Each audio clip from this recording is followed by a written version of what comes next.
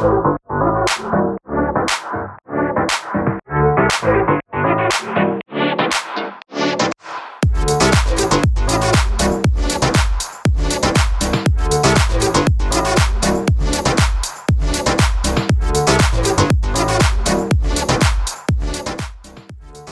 to the Cultivation Podcast. I'm your host, Tom Hamill.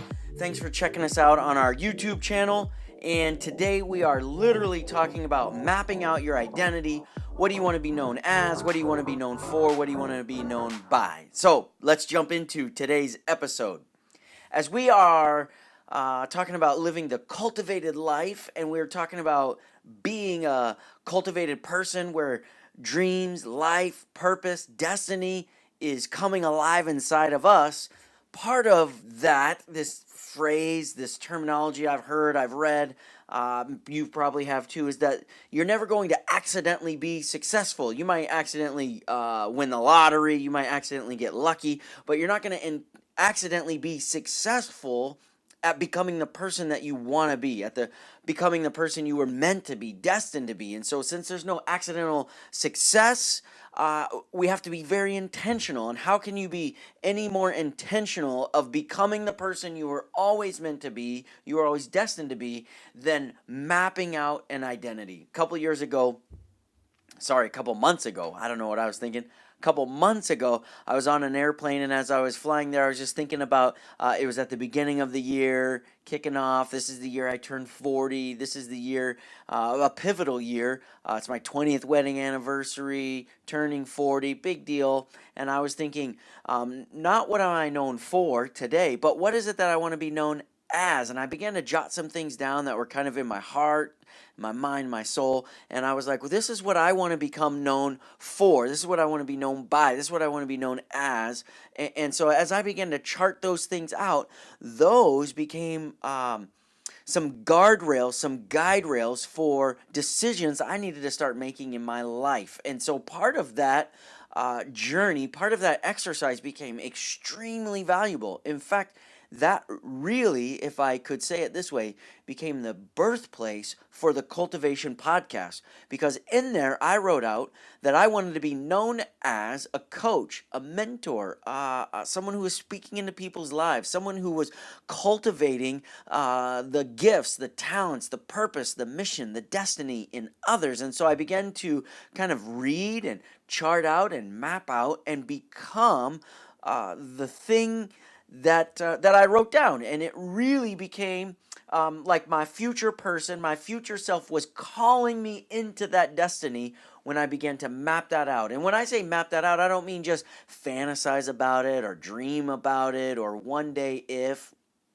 I actually took the time, the discipline, the exercise of writing out that identity. And so because I always want to be transparent to you, the cultivation audience, I'll tell you some of the things that I wrote down on there. One of them, and you're going to hear me talk about all of these, it really is the premise of this entire podcast. So I might as well let the cat out of the bag now. But I wrote down some things like I wanted to become an author, and so I'm starting that project. I wanted to become a mentor. I wanted to become a coach, someone who is speaking and seeing the potential in others. And I think there's greatness that is lying in you, that is waiting, that is dormant inside of you. And I want to cultivate that greatness out so the world can see and the world can experience the greatness that is in you, right? And so this cultivation idea stems from that. I wrote down I wanted to be ridiculously generous, and I even mapped out what does that mean, because I want it to be so much more than finances. And the truth is, I can't be ridiculously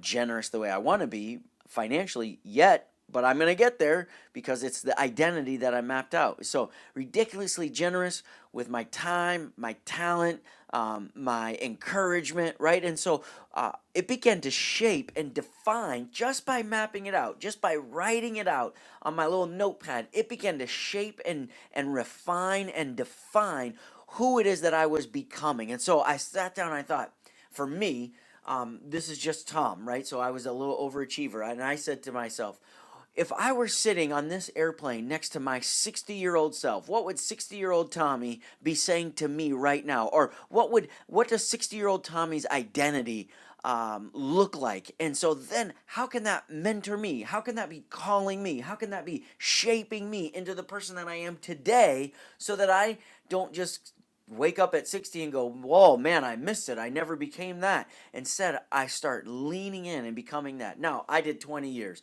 but that's just because that was me. For you, maybe it's 1 year.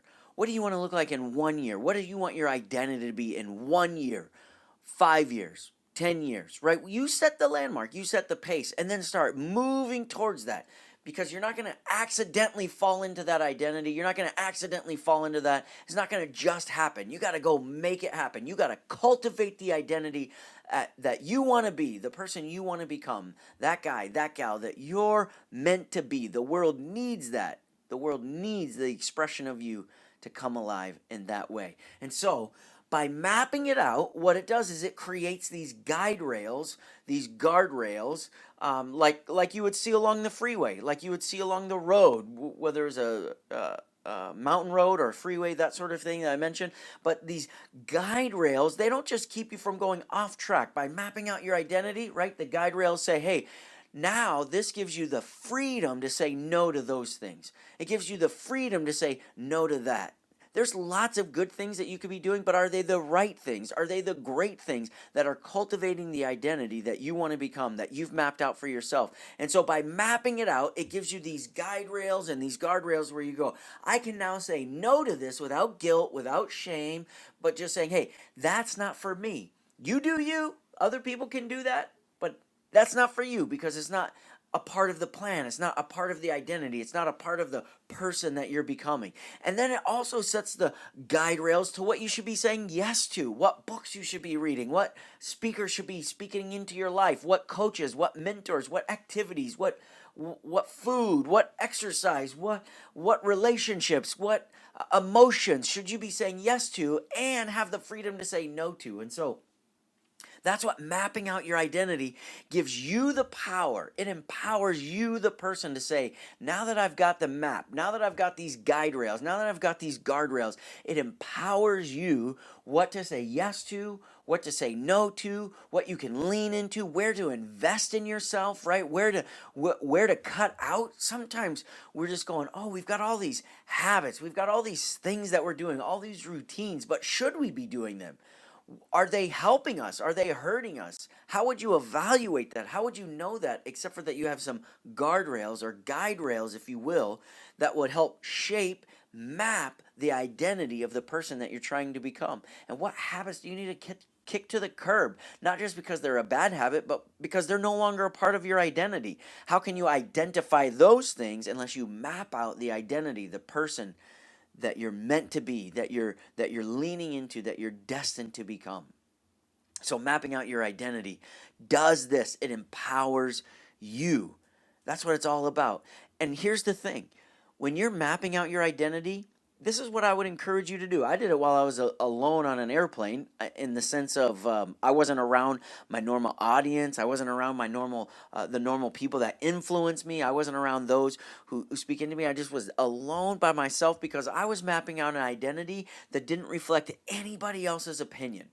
It didn't matter what somebody else's opinion, what they thought I should become, what they thought I should do, what they want of me. It was like, what is it I want to be? And so I would encourage you, when you're mapping out your identity, go away.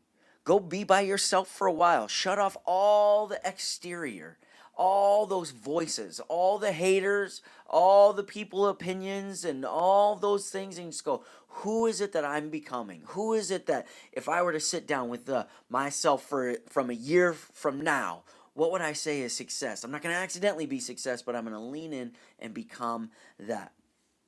The final kind of ingredient that I just want to spend a few moments unpacking here is that by mapping out your identity, and again, whatever time distance you want it to be, 1 year, 5 years, 10 years, 20 years, and maybe it's not years, maybe it's a landmark, maybe it's by the time I retire, by the time I graduate, by the time I reach this place or this status, right? You get to decide that, because it's your identity. It's not my identity. It's not your parents' identity. It's not your spouse's identity, although they should be a part of it. One of the huge things that I mapped out was my identity as a family man, right? I have 2 kids.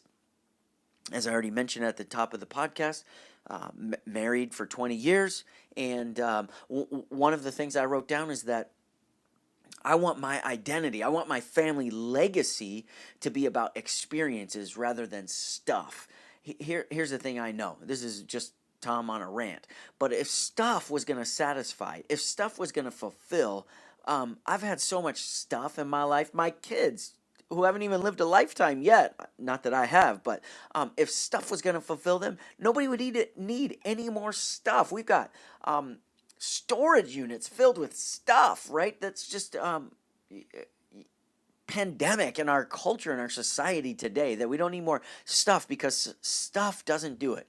Stuff doesn't get us to live our purpose. Stuff wears out and wears off, right? But our identity, who we are, who we were becoming, what we're known for, what we're known as, what we're known by, that lasts. That becomes our legacy, right? So it's not about stuff. So I wrote down, I want to set up a legacy for my family and experience traveling and experiencing cultures and experiencing ethnicity and diversity and experiencing creation and experiencing nature and all of these kinds of experiences. We want our family to be rooted in, and the identity of our family is not built on our stuff and what we've accumulated, but by our experiences that we've shared together. And so that's a key part, and that has shaped the way we have lived this last year so far in incredible ways. And I can tell you from experience, that didn't happen until I wrote it down. It didn't happen until I mapped it out. It's become a powerful tool, and I want to share that tool with you. And then the final thing, I said I was going to get to it, now I'm finally getting to it,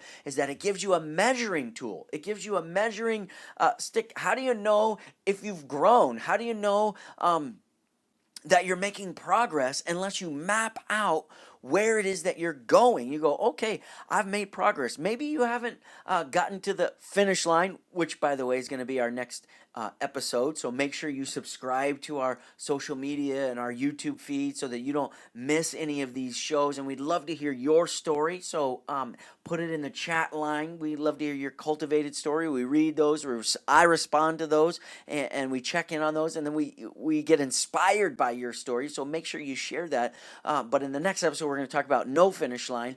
But when you map out your identity, you at least know you're making progress, and in the progress, you know you're becoming that person. It may not be as fast. I don't know about you, but I love quick results. Oh, I want them to come so quick. I want them to come easy. A lot of times they never come easy, but we can at least look back and go, hey, I'm not where I want to be, but I'm not where I was. And so mapping out your identity, laying that out, charting that out, it becomes these guide rails and these guardrails. What you can say yes to, right? What you can say no to. It creates a growth plan where you need to be investing in yourself, where you need to be developing yourself, where you need to be getting those voices, those coaches, those mentors. I heard this powerful statement when it comes to mapping out your identity, is that amateurs learn by trial and error, professionals get a coach. Listening to this is kind of like a coach in your life, just cultivating that purpose, right? And so mapping out that identity becomes that. And then that powerful tool that I ended with there, you've got to have a measuring stick, because then you can celebrate the progress that you're making. My challenge to you, map out your identity so that you can begin living the cultivated life. Well, that's our episode for today. I like to keep it short and sweet. Thanks for joining us on this cultivated journey, as this is the Cultivated Podcast. Again, hit the subscribe button. We'd love to hear your comment, read your comment, share your story in there, and make sure that you share this if you're inspired by it. Share with your friends. We'd love to build that audience. We'd love to see others join this cultivation community as we are becoming the people we were always meant to be.